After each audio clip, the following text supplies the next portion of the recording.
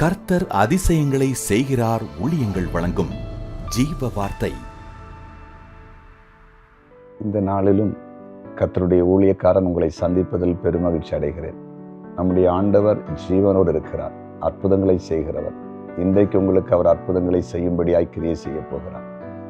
முதலாவது, பிறந்தநாளை காண்கிற அனைவரையும் கர்த்தருடைய ஊழியக்காரன் வாழ்த்துகிறேன். நீங்கள் ஆசீர்வாதமாக இருப்பீர்கள். திருமண நாளை காண்கிறதான குடும்பங்களை வாழ்த்துகிறேன். நீங்களும் ஆசீர்வதிக்கப்பட்டு அநேகருக்கு சாட்சியாக இருப்பீர்கள். இந்த நாளில் நமக்கு ஆண்டவர் கொடுத்திருக்கிற ஜீவார்த்தைக்கான வசனம் 1 நாளாகமம் 29வது அதிகாரம் 25வது வசனம். இஸ்ரவேலர் எல்லாரும் காண கர்த்தர் சாலமோனை மிகவும் பெரியவனாக்கி அவனுக்கு முன்னே இஸ்ரவேலில் ராஜாவான ஒருவனுக்கு இல்லாதிருந்த ராஜரீக மகத்துவத்தை அவனுக்கு கட்டளையிட்டார். அவனுக்கு முன்னே இஸ்ரவேலில் ராஜாவான ஒருவனுக்கு இல்லாதிருந்த ராஜரீக மகத்துவத்தை அவனுக்கு கட்டளையிட்டார். இன்றைய ஜீவார்த்தையின் தலைப்பு, ஒருவனுக்கும் இல்லாததை தருவார். அப்படின்னா ஒருவனுக்கும் இல்லாததை தருவார். பாருங்க, ஆண்டவர் சாலமோனுக்கு என்ன செய்தாரன்னு தெரியுமா?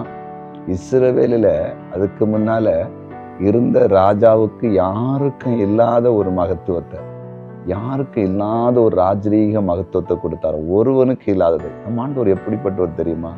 நமக்கு கொடுக்கிற நன்மைகள், ஆசீர்வாதங்கள் வேற யாருக்கும் இல்லாத அளவுக்கு இருக்க வேண்டும் என்று விரும்புகிற தேவன். யோசேப்பை பாருங்க, ஆண்டவர் எப்படி நடத்தினா தெரியுமா? அவன் சகோதரர்கள் எல்லாரை காட்டிலும் அவனை உயர்ந்த நிலைமைக்கு வைத்தார். அன்றைக்கு அவன் வீட்டில் அவன் கடைசி மகனா இருந்தான். ஆனால் ஆண்டவருடைய திட்டம் என்ன தெரியுமா? எல்லாரை காட்டிலும் அவன் உயர்ந்திருக்கணும். அப்படித்தான் தேவன் விரும்பினார். நீங்க நினைக்கலாம், எங்கள்கிட்ட ஒன்றும் இல்லை, நாங்கள் சாதாரணம் இருக்கிறோம், நாங்கள் எப்படி இந்த உலகத்தில் வாழ முடியும், எப்படி உயர முடியும்? யாபேச பாருங்க, இங்கே 1 நாளாகும் 4வது அதிகாரம் 9-10 வசனங்களை வாசித்து பாருங்க. அவன் சகோதரர்கள் எல்லாரை காட்டிலும் கனம் பெற்றவனாக இருந்தான், எல்லாரை காட்டிலும். ஆனால் அவன் பாருங்க, அவனுடைய வாழ்க்கையின் ஆரம்பம், அவன் பிறந்த நாட்களில் அவன் தாய் துக்கத்தோடு பெற்றெடுத்தாள் என்று சொல்லுகிறாள். ஆனால் இஸ்ரவேலின் தேவன், நம்முடைய ஆண்டவராகிய கர்த்தர், அவனை எல்லாரை காட்டிலும், அவன் கூட பிறந்த எல்லாரை காட்டிலும் அவனை உயர்த்தி வைத்தாராம். இன்றைக்கு உங்களோடு கர்த்தர் பேசி கொண்டிருக்கிறார். ஒருவனுக்கும் கொடுக்காததை, ஒருவனுக்கு இல்லாததை உங்களுக்கு தரப்போகிறார். உங்கள் குடும்பத்தில் உங்களை சுற்றி இருக்கிற மக்கள், மற்ற எல்லாருமே சொல்ல போகிறாங்க, எப்போ யாருக்கு இல்லாத ஒரு கிருபை, யாருக்கு இல்லாத அபிஷேகம், யாருக்கு இல்லாத வரம், யாருக்கும் கிடைக்காத ஊழியம், யாருக்கும் கிடைக்காத செல்வம், யாருக்கும் கிடைக்காத வேலை இவங்களுக்கு கிடைச்சிருக்குன்னு சொல்லி கர்த்தருடைய நாமத்தை உயர்த்த போகிறாங்க. நம்புவீங்களா? ஜெபிக்கலாமா? ஜெபிக்கலாம்.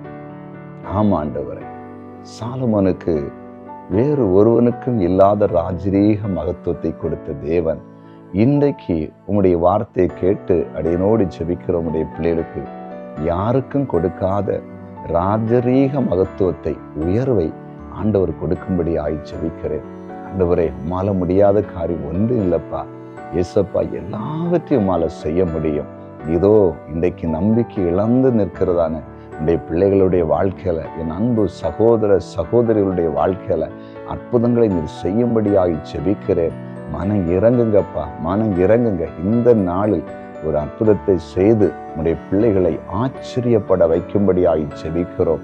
குறிப்பாய் பிசாசின் பிடியில் இருக்கிற குடும்பங்கள் விடுவிக்கப்படட்டும். வியாதியின் பிடியில் சிக்கி தவிக்கிற மக்கள் இயேசுவின் நாமத்தில் விடுவிக்கப்படட்டும் என்று ஜெபிக்கிறோம். வழக்கில் சிக்கி தவிக்கிற ஒவ்வொரு குடும்பங்களும் இயேசுவின் நாமத்தில் விடுவிக்கப்படட்டும் என்று ஜெபிக்கிறோம். பயந்து வாழுகிற ஒவ்வொருவரும் இயேசுவின் நாமத்தில் விடுவிக்கப்படுவார்களாக. இப்போது உம்முடைய ஊழியக்காரன் அனைவரும் இயேசுவின் நாமத்தில் ஆசீர்வதிக்கப்படட்டும் என்று ஜெபிக்கிறேன். நீர் எங்கள் ஜெபத்தை கேட்டு நன்றி. இயேசுவின் நாமத்தில் பிதாவே, ஆமேன், ஆமேன்.